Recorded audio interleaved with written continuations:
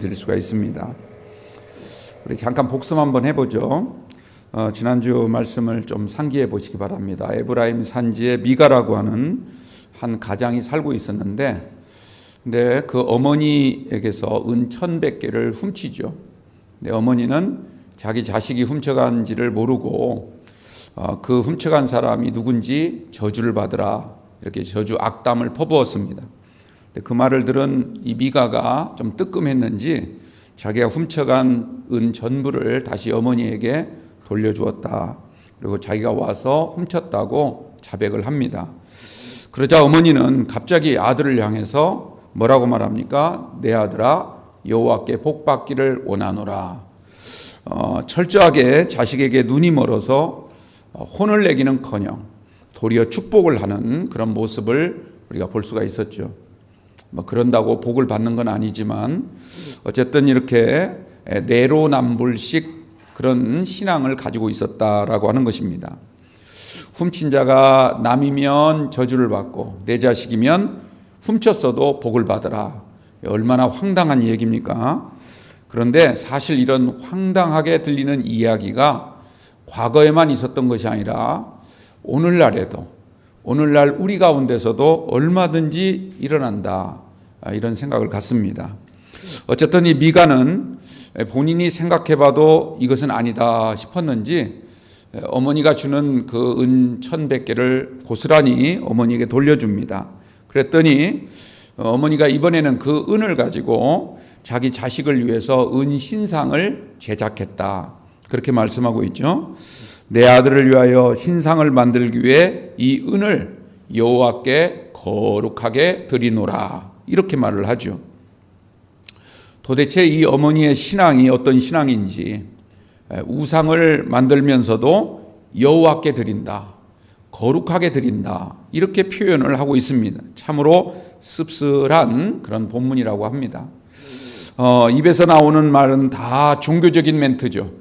다 신앙적이고 여호와 하나님 또 거룩하게 드린다, 이렇게 말을 하지만 그러나 그가 행하는 일들을 이렇게 보면 하나님과는 전혀 상관없는, 아니 오히려 하나님을 더 진노하게 만드는 그런 불신앙의 모습을 보여주고 있습니다.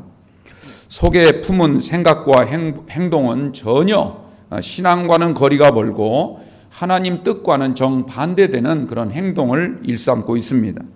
이것은 바로 우리가 가장 경계해야 될 신앙의 허구성이라, 이렇게 말씀을 드릴 수가 있습니다.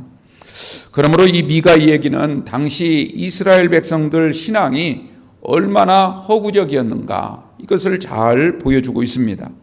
하나님과는 아무런 상관없는 믿음, 전혀 성경적이지도 않고 또 종교 활동과 그런 신앙 고백은 있어도 전혀 하나님과의 만남이나 교제는 없는 그런 허구적인 신앙을 말하고 있습니다.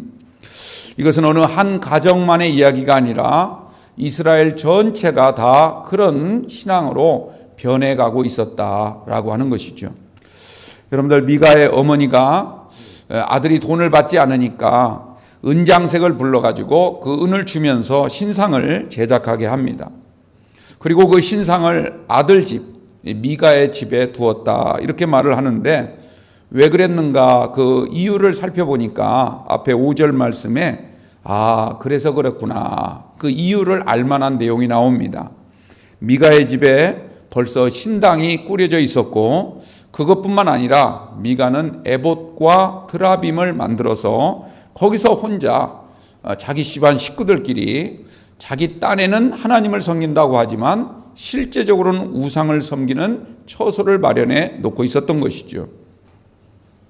여러분들, 에봇이라고 하는 것은 우리가 출애굽기 말씀과 레위기 말씀을 보면 이것은 오직 제사장만이 입을 수 있는 의복입니다.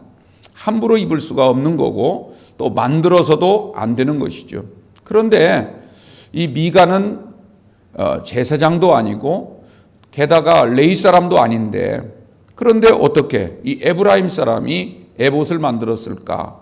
거기에 또 드라빔은 뭡니까? 그것은 이방 신을 섬기는 일종의 가정 수호신이라, 이렇게 성경은 말씀하고 있는데 아마도 미가는 이 드라빔을 만들어 놓고 아침마다 거기에 절을 하면서 오늘도 잘 되게 하여 주옵소서. 오늘도 우리에게 평강을 주시고 어떠한 상황에서도 우리를 보호해 주시는, 우리를 수호해 주시기를 원합니다. 이렇게 빌었던 것으로 생각이 듭니다. 더 기가 막힌 것은 미가가 자기 아들 가운데서 한 아들을 뽑아서 제사장을 삼았다, 이렇게 말씀하고 있습니다. 기가 막힌 얘기죠. 제사장은 아무나 될 수가 없습니다. 반드시 아론 자손들 가운데 뽑아야 됩니다. 레위 지파라고 해서 되는 것도 아니죠. 레위 지파 가운데서도 아론 집안, 그 후손들 가운데서만 반드시 제사장이 될 수가 있었습니다. 그런데 자기 아들은 레위 지파도 아니고 아론 자손도 아닌데 어떻게 제사장으로 삼았을까? 그야말로 신앙이 엉망진창인 셈이죠. 그런데 중요한 것은 과연 미가 집만 그랬을까? 과연 미가만 그런 짓을 했을까? 아니라는 것입니다. 이스라엘 그리고 어느 유력한 집마다 이런 행태들을 계속해서 저지르고 있었다는 것을 사사기는 우리에게 고발해 주고 있습니다. 왜 그랬을까? 그 6절에 우리가 지난주 결론적으로 살펴봤죠. 그때는 이스라엘에 왕이 없었으므로 사람마다 자기 소견에 옳은 대로 행하였더라. 이게 우리의 신앙을 좀먹는, 우리의 신앙을 부패와 타락으로 나아가게 하는 가장 중요한 요인이 된다는 것이죠. 여기서 말하는 왕이라고 하는 것은 나라를 다스리는 정치 지도자를 의미하는 것이 아니다. 제가 설명을 드렸습니다. 이것은 곧 하나님을 가리키는 것이다. 그러니까 하나님이 만군의 왕이 되시고 이스라엘의 전능하신 왕이심에도 불구하고 그 하나님을 왕으로 삼지 아니하고 전부 다 자기 자신을 스스로 왕처럼 여겨서 자기가 믿고 싶은 데만 믿고 양다리를 걸치든 세 다리를 걸치든 그냥 우리 집에 복만 주시면 됩니다. 바로 이런 종교 혼합주의가 그 바탕에 깔려 있었다라고 하는 것을 설명을 드렸습니다. 여러분들, 이러한 시대가 당시 사사기 시대였다라고 하는 것을 우리가 앞에 있는 본문을 통해서 살펴보았습니다. 이스라엘은 하나님 없이 사는 하나님 백성이었다라고 하는 것이죠. 하나님의 백성인데도 불구하고 하나님이 없이, 마치 예수님 없이 나는 구원받겠습니다, 십자가 없이 나는 부활할 수 있습니다 라고 하는 것과 똑같은 겁니다. 우리가 지난주 바로 이 부분까지를 살펴보았습니다.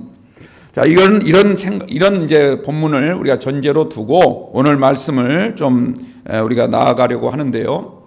이 미가 이야기 속에 또 다른 이야기가 나오고 있습니다. 바로 7절 말씀인데요. 제가 자막을 넘기지 않아서 제가 7절 말씀을 보겠습니다. 7절 말씀. 유다 가족에 속한 유다 베들레헴에 한 청년이 있었으니 그는 레위인으로서 거기서 거류하였더라. 이렇게 말씀을 합니다. 자, 유다 가족에 속한 유다 베들레헴에 한 청년이 있었다는 겁니다. 근데 그 청년은 레위 지파 사람이었습니다. 근데 그가 베들레헴에 거주하고 있습니다. 여러분들, 레위인 또는 레위 지파, 이 사람들은 가나안 땅을 정복한 다음에 땅을 분배하는데 그 분배 대상에 들지 못했습니다. 즉 땅을 분배받지 못했다라고 하는 것이죠. 왜냐하면 그들은 하나님만을 섬기고 모든 12 이스라엘 지파로 하여금 하나님을 섬기는 법을 가르치는 그 사명, 그 역할을 맡고 있었기 때문에 자기들만 살아가는 고유한 땅이 있었던 것이 아니라 12지파 곳곳에 흩어져서 그곳에서 각 지파, 자기에게 할당된 지파 안에서 하나님을 섬기도록 가르치고 또 하나님께 예배하는 그 사명을 맡은 지파가 바로 레위 지파였습니다. 그런데 이 여호수아서 21장 말씀을 보면 이 레위 지파가 분배받은 땅이 있었는데, 그러니까 각 지파 내에서 살도록 받은 성읍이 있었는데 그게 총 48개 성읍이 있었다, 이렇게 말을 합니다. 그 48개 성읍 가운데서 유다 지파 내에 정해진 성읍이 13개가 있었습니다. 레위인들은 이 유다 지파에 속한 레위인들은 다른 데서 살아서는 안 되고 반드시 이 정해준 13개 성읍에 거주하면서 거기에서 자기에게 맡겨진 유다 지파 사람들을 잘 교육하고 가르쳐서 하나님을 섬기도록, 그리고 하나님께 예배와 경배를 드리는 일에 그들이 항상 그 모든 예배에 맡은 사명을 감당하도록 그런 직분이 주어진 것이라고 말씀을 드릴 수가 있죠. 그런데 아까 말씀드린 여호수아 21장을 보면 이 유다 지파 내에 그 할당을 받은 레위 지파가 어느 자손이냐면 그핫 자손이라고 되어 있습니다. 그핫 자손. 그러니까 오늘 본문에 나오는 이 레위는 아마도 그핫 자손이 아닐까, 이렇게 우리가 추정해 볼 수가 있죠. 근데 여러분들, 이 여호수아 21장 이 그핫 자손이 유다 땅 내에 분배를 받은 13개의 성읍이 있다, 방금 그렇게 말씀을 드렸는데 그 13개 성읍 가운데는 아무리 찾아봐도 베들레헴이 없습니다. 베들레헴이 없어요. 그러니까 베들레헴이 아닌 다른 성읍에 거주하면서 거기에 하나님의 성소를 차려놓고 이스라엘 백성들, 특히 유다 지파들 사람들을 잘 하나님을 섬기도록 가르쳐야 할 사명이 이 그핫 자손에게 있었다는 얘기죠. 그런데 베들레헴은 없는 거죠. 그렇다면 오늘 본문에 나오는 이 레위 사람, 이 레위 청년은 어떻게 베들레헴에 거주하고 있었을까? 사실 거주가 아니라 오늘 본문을 보면 거류라고 되어 있죠. 이 단어 차이를 여러분들 좀 이따 설명드릴 테니까 잘 들어보시기 바랍니다. 자, 7절 다시 한번 보십시오. 유다 가족에 속한 유다 베들레헴에 한 청년이 있었으니 그는 레위인으로서 거기에 뭐 하고 있었습니까? 거류하고 있었다, 이렇게 말을 합니다. 여러분들, 이 거류라는 말은 히브리 말로 구루라고 있습니다. 구루. 이 구루란 말을 여러분들 꼭 기억을, 오늘 좀 이따 또 설명을 드릴 테니까 잘 기억해 두세요. 거류하였다, 이 말이 히브리 말로 구루라고 하는데, 이 구루란 말은 한 군데 눌러 앉았다 이런 뜻이 아닙니다. 어디에 정착했다라는 뜻이 아니라 계속 떠돌아 다녔다는 뜻입니다. 여러분, 우리가 창세기 말씀을 보면 가인이 자기 동생 아벨을 죽인 다음에 하나님의 징계를 받아서 이제 저 동쪽 땅에 쫓겨가서 거기에 유리하고 다녔다, 이런 표현이 나오죠. 바로 그런 의미입니다. 어느 한 군데에 집을 지어놓고 계속 거기에 정주한 것이 아니라 이곳에 갔다 저곳에 갔다 계속 떠돌아다녔다, 이런 말씀입니다.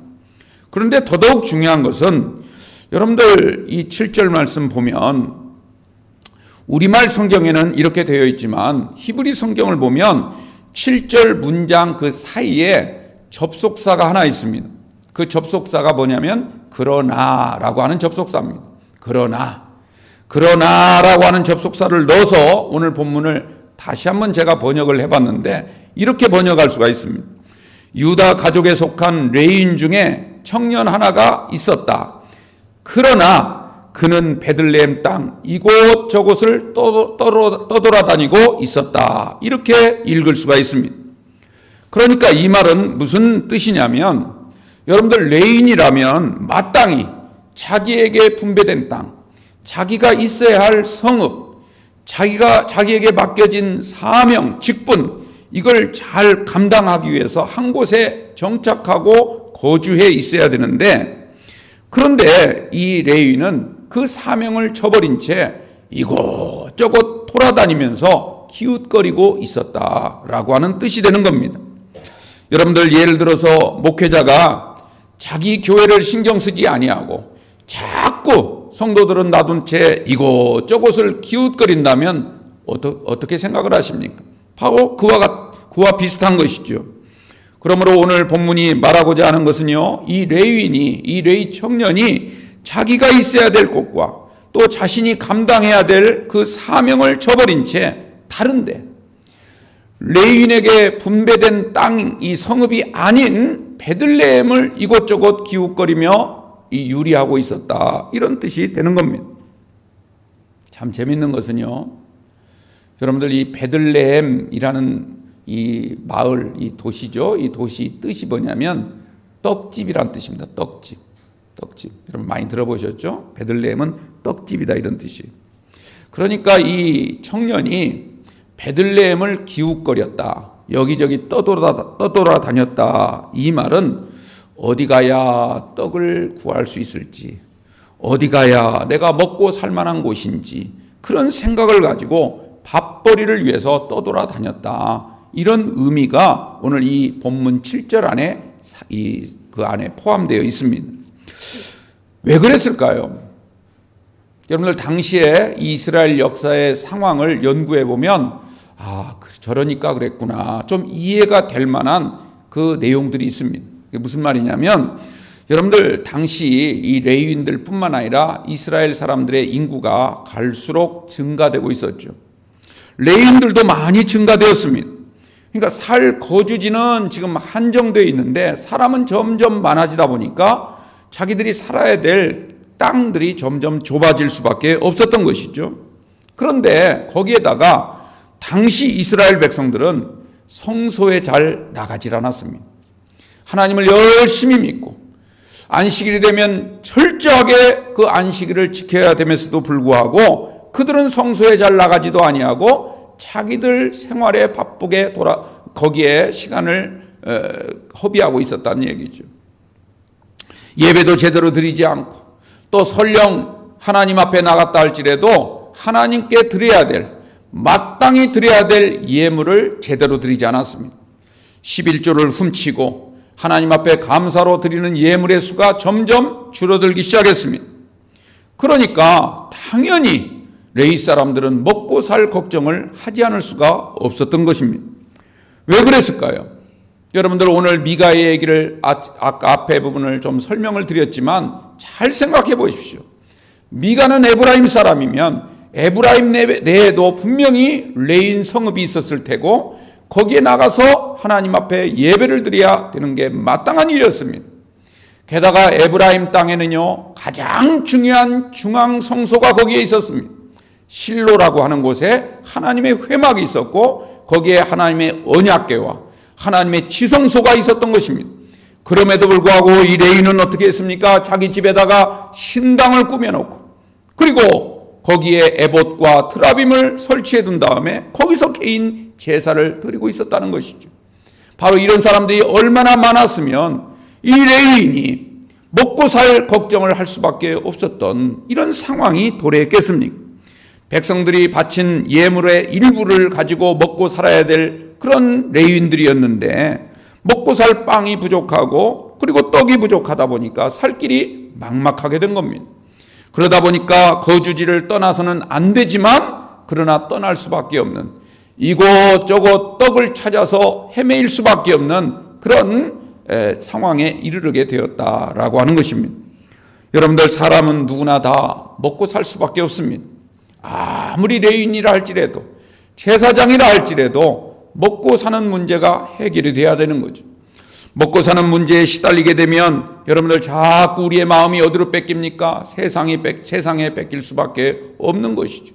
자꾸 재물을 생각하지 않을 수가 없는 겁니다.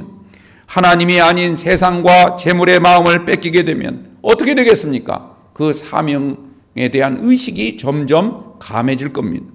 그리고 자기 자리를 떠나서 자꾸 다른 데를 기웃거리게 될 수밖에 없고 그러다 보면 영성은 점점 떨어질 수밖에 없고 하나님께 영광을 돌리는 삶이 아니라 자신 먹고 사는 데에 급급한 그런 삶을 살아갈 수밖에 없었던 겁니다. 여러분들 성도는요 항상 목회자를 보면 은혜가 되어야 되겠죠. 또 목사는 성도들의 삶을 바라보면서 감동을 받아야 됩니다. 이게 얼마나 바람직한 일입니까? 그게 정말 은혜로운 교회인 줄로 믿습니다. 그런데 어느 날부터 한국교회가 목사는 교인들이 예배를 점점 등한시하고 그러다 보니까 헌금이 줄어들까봐 그걸 걱정하는 시대가 되어버리고 말았던 겁니다. 성도들은 그런 목회자를 바라보면서 실망을 합니다. 그러면서 점점 더 믿음이 약해지기 시작하고 그런 악순환이 계속 반복적으로 일어난다면 어떻게 되겠느냐는 거죠. 이 땅이 바로 사사기 시대와 같은 땅으로 급속하게 변질될 수밖에 없는 것임을 기억하시기 바랍니다. 이것은 우리가 서로의 탓만을 할 때가 아닙니다.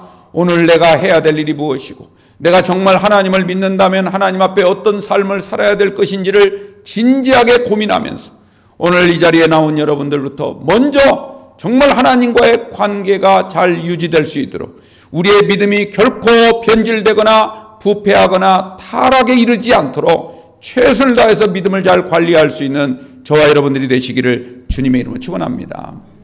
여러분들 오늘 이 사사기 17장은요. 당시 이스라엘 백성들의 영적인 상태가 어떠했는지 특별히 레위인들과 종교인들의 영성이 어떠했는지 이것을 단지 우리가 사사기 말씀에만 우리가 국한하지 마시고 오늘 우리 지금 현재 한국교회의 실상과 얼마나 닮아 있는지 이걸 생각하면서 우리가 다시 한번 심기일전 정말 하나님과 나와의 관계를 생각하고 믿음으로만 나아갈 수 있는 여러분들이 꼭 되시기를 주님의 이름으로 부탁을 드립니다. 자, 더 기가 막힌 이야기가 바로 그 다음 8절에 나옵니다.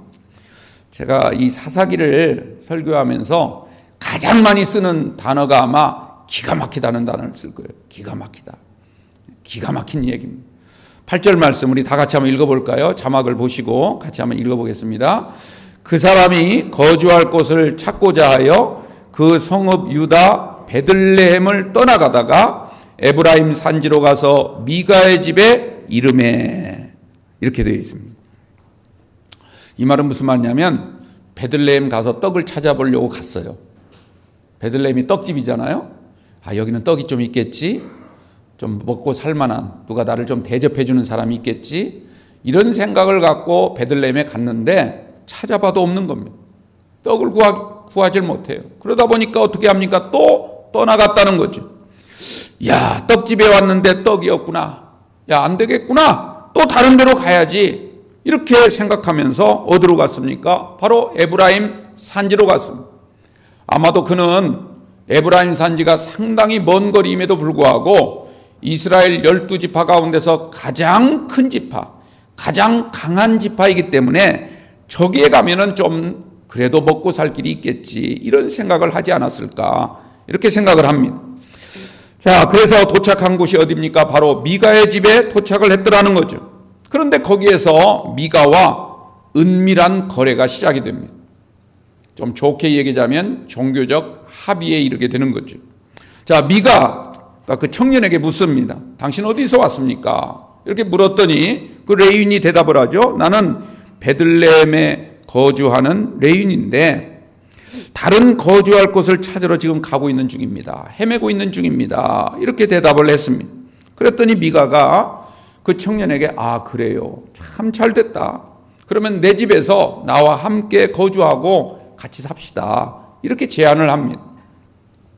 그러면서 그 다음 10절 말씀을 보면 이렇게 기록이 되어 있습니다. 미가가 그에게 이르되 네가 나와 함께 거주하며 나를 위하여 아버지와 제사장이 되라. 이렇게 말합니다. 근데 여러분들 여기에서도 거주라는 말이 나오죠. 거주. 제가 여러분들 보기 좋게 이렇게 색깔을 좀 바꿔드렸는데 여기서는 거류가 아니죠. 거주라고 되어 있죠. 여러분들 이 우리말 성경을 읽어보면 거류나 거주나 사실은 우리말 뜻으로는 비슷비슷하지만 완전히 다른 단어입니다. 히브리 단어를 보면 아까는 구르라고 했죠. 거류, 이곳저곳 떠돌아다닌다 이런 뜻이라고 하지 않았습니까? 근데 여기서는 거주라고 하는데 이 거주는 히브리 말로 야샤부라고 있습니다. 이 야샤부란 말은 그냥 여기에 말뚝을 박으라는 얘기. 딴 데 갈 생각하지 말고 여기를 너의 집으로 삼고 정착하라 이런 뜻입니다. 그러니까 이 미가가 레인 청년에게 지금 제안하는 건 뭐냐면 여보시오, 여기저기 떠돌아다니지 말고 여기저기 더 좋은 데 찾아다니지 말고 아예 우리 집에 눌러 앉아서 나를 위해서 나의 아버지와 제사장이 되라. 이렇게 지금 이런 제안을 하고 있는 겁니다. 근데 여기서 아버지가 되라는 말도 여러분들 우리가 생각하는 그런 뜻이 아닙니다. 내가 아버지처럼 섬기겠습니다.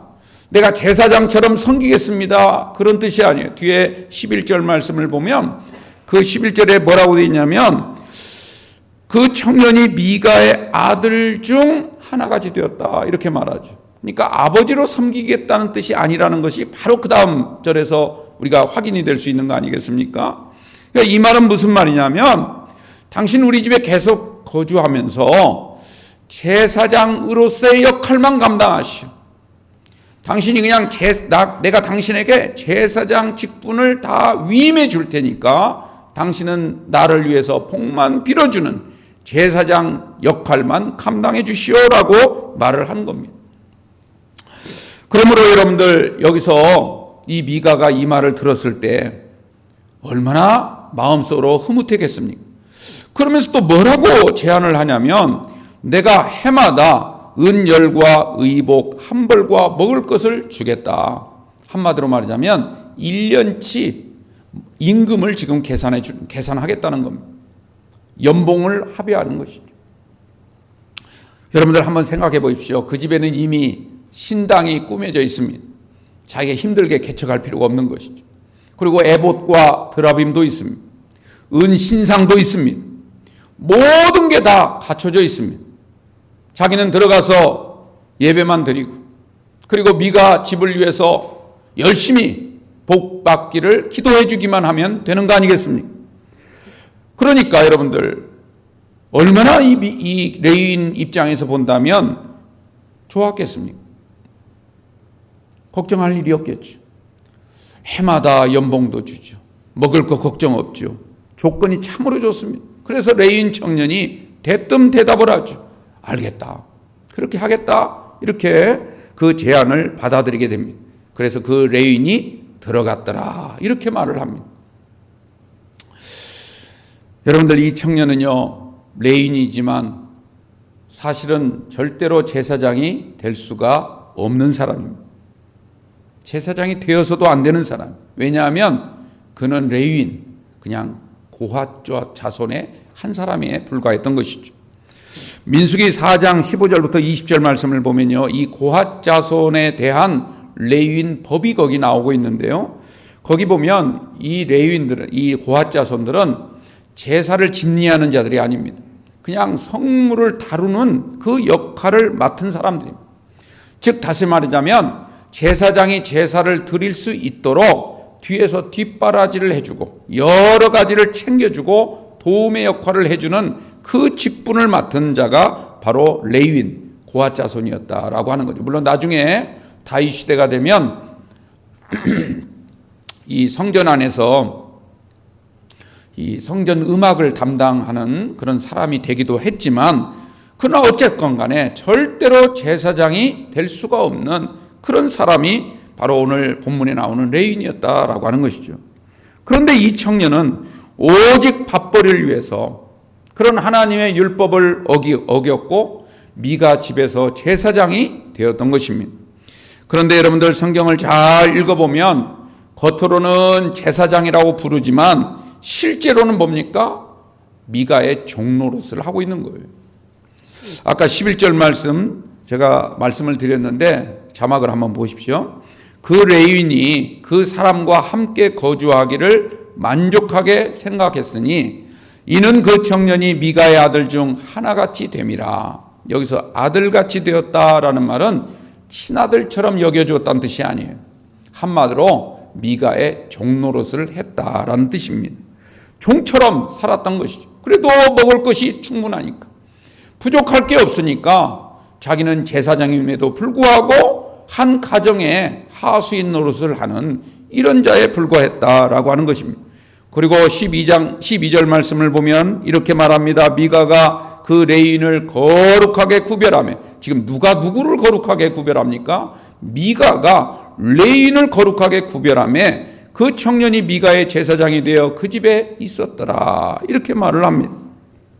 한마디로 말하자면 이 미가라고 하는 사람이 이 레위 청년의 머리 위에 안수를 하면서 내가 너에게 목사직을 주노라. 이렇게 지금 하고 있는 걸 지금 여러분들 상상해 보세요.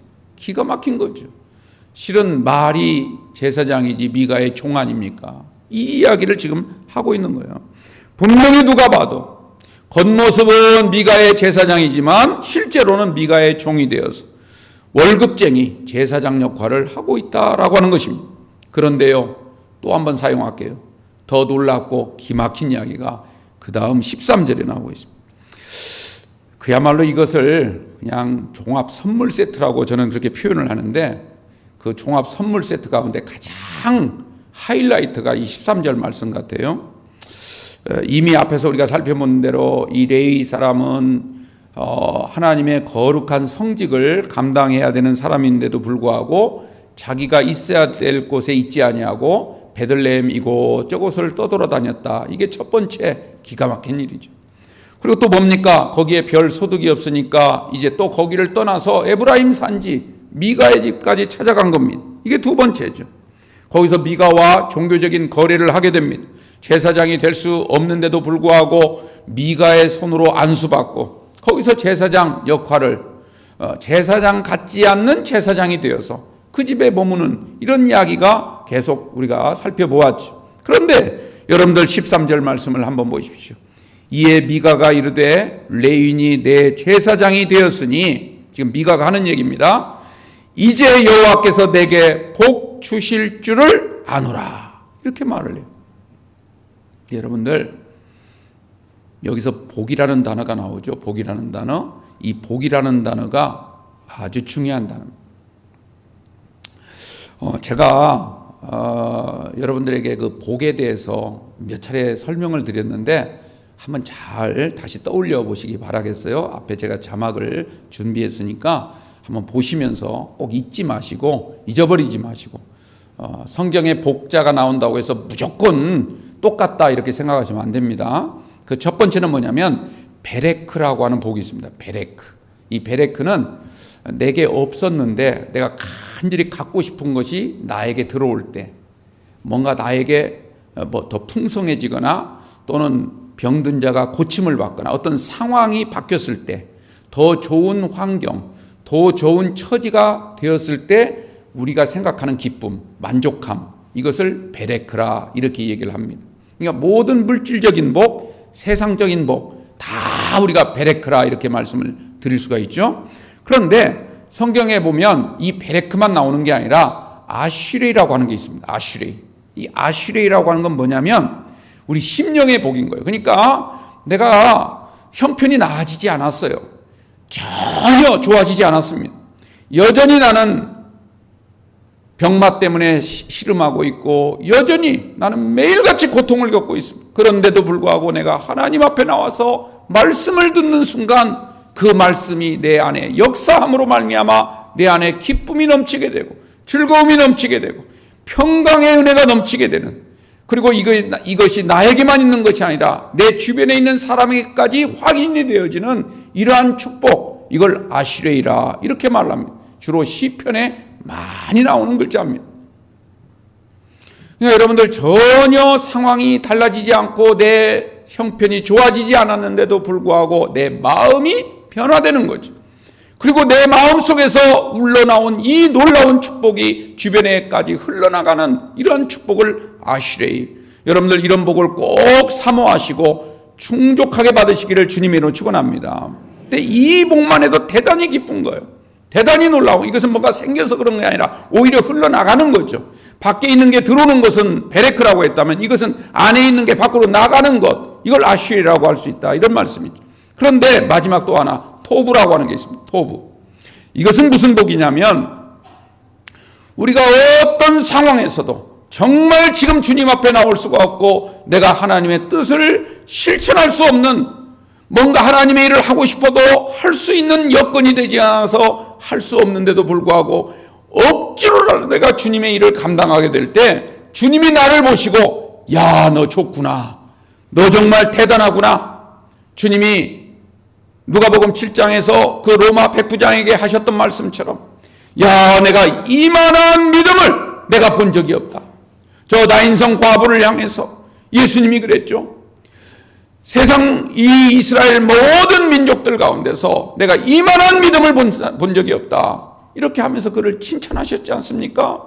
마가복음 12장과 누가복음 21장에도요. 여러분들 그 가난한 과부 한 사람이 주님 전에 들어올 때 가진 게 없어가지고 그야말로 두 랩돈 자기 생활비 그것 전부인데 그것을 연복의 안에 넣었을 때 주님이 그 모습을 바라보시고 아주 크게 칭찬하시고 이 사람의 행적을 글로 기록해서 영원히 잊지 않도록 남기라고 그런 말씀을 하지 않았습니까? 여러분들, 하나님이 우리를 바라보실 때 기쁜 거예요. 우리가 하나님을 바라볼 때 기쁜 것도 중요하지만 하나님이 나를 바라볼 때 기쁘게 바라보는 거예요. 자랑스럽게 여기는 거죠.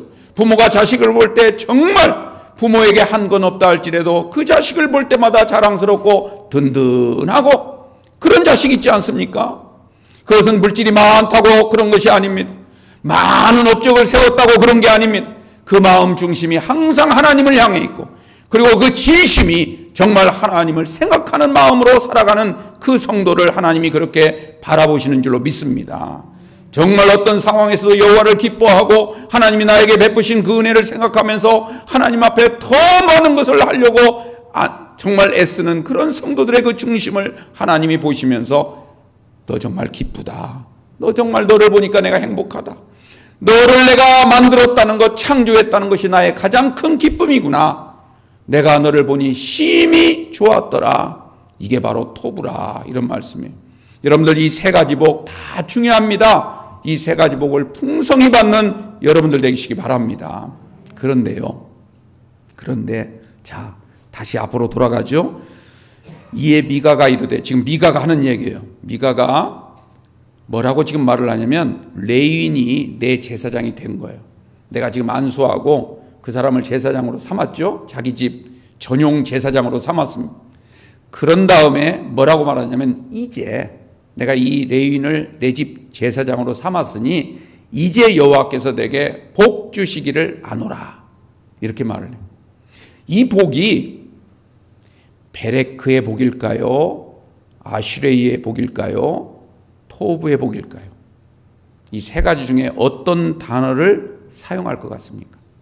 여러분들 생각에 퀴즈로 내드렸으면 좋겠는데 답답하실까 봐 제가 그냥 말씀을 드릴게요. 오늘 설교의 결론입니다. 여기서 지금 미가가 자기 스스로를 향해서 야, 내가 이제 우리 집에 신당도 꾸려놨고 에봇도 만들었고 드라빔도 만들었다가 이제 한 청년 레위 사람이 우리 집에 온 것이 이게 저절로 굴러온 복이구나. 이렇게 생각하고 그 사람을 이제 거룩하게 구별해서 자기 집 제사장으로 삼았지 않습니까? 그런 다음에 지금 고백하는 거예요.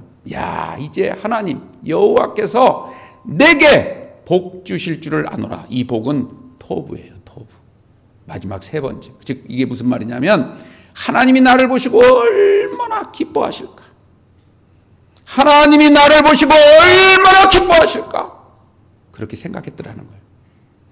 여러분, 오늘 이 말이 무슨 말입니까? 하나님은 전혀 기뻐하지도 않고 하나님의 말씀을 어기면서 온갖 자기 소견에 옳은 대로 행하고 있는데도 불구하고 하나님은 나를 기뻐하시겠지 착각하며 살더라는 거예요. 이게 이스라엘의 영적 상태더라는 거죠. 착각은 자유라고 그러죠. 뭐 북한에도 자유가 없는 북한에도 딱 한 가지 자유 있는데 착각이라면서요. 그건 자유라고 그러대요. 여러분, 지금 그 얘기예요.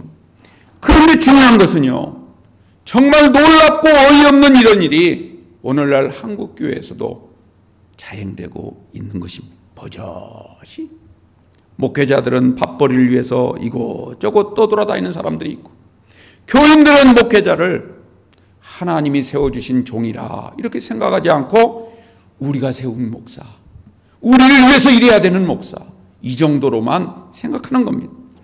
따라서 하나님의 말씀이나 하나님의 뜻보다는 우리의 뜻을 위해서 일하기만 하는 되는 사람, 이렇게 생각하면서, 물론 뭐 일부 대형교회 그런 이야기이긴 하지만 우리가 월급을 주니까 우리가 하라는 대로 하고 우리가 원하는 일만 하시오 라고 지금 하는 교회, 그런 성도들이 얼마나 많은가라고 하는 것이죠. 그런데 그런 엉터리 신앙으로 황당무계한 짓을 하면서도 야, 하나님 우리를 기뻐하시겠지 이렇게 부흥시켜 주시고 이렇게 부족함이 없도록 하나님이 우리에게 은혜를 베풀어 주시니 이게 얼마나 좋은 일인가. 하나님이 우리에게 복 주신 줄을 내가 아노라 이렇게 말하고 있습니다. 마치 그렇게 하는 게 교회를 위한 것이고 하나님이 칭찬하실 것 같고 하나님이 기뻐서 큰 상을 주실 것으로 착각하면서 살아가고 있는 이스라엘 백성들을 지금 꼬집고 있는 것입니다.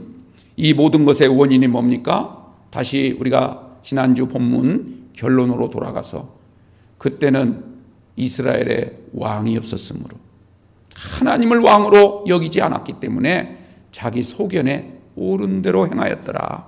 바로 그게 고쳐지지 않는 한 아무리 여러분들 말씀을 듣고 아무리 기도를 하루 종일 해보십시오. 안 됩니다. 먼저 우리가 하나님과 우리 사이의 관계가 제대로 서야만이 우리가 말씀 한마디에도 은혜를 받을 수 있고요. 내 삶을 변화시킬 수 있고요. 또 우리가 하나님께 드리는 기도 한마디를 해도 하나님이 그 기도를 연락하시고 우리 가운데 놀라운 역사를 행하여 주실 줄로 믿습니다. 교회 내에서 아무리 영성 프로그램을 하고 수많은 일을 해도요, 하나님과 우리 사이의 관계가 제대로 서지 아니하면 다 부질없는 짓입니다. 여러분들 우리 입으로 아무리 하나님을 외치고 아무리 종교적인 멘트, 신앙적인 그런 언어를 하루 종일 사용한다 할지라도 하루 종일 찬송 듣고 찬송으로 산다 할지라도요, 하나님과의 관계가 먼저다. 이 사실을 꼭 기억하시기 바랍니다. 하나님과의 관계가 바로서는 오늘 이 시간 저와 여러분들 되시기 바랍니다. 자기 소견에 옳은 대로 하지 마시고 하나님이 옳게 보시는 대로 그 일을 행할 때 우리가 하나님과 우리 사이의 관계가 바르게 제대로 성립되게 될 줄로 믿습니다. 그런 은혜로 승리하시기를 주님의 이름으로 축원합니다. 기도하겠습니다.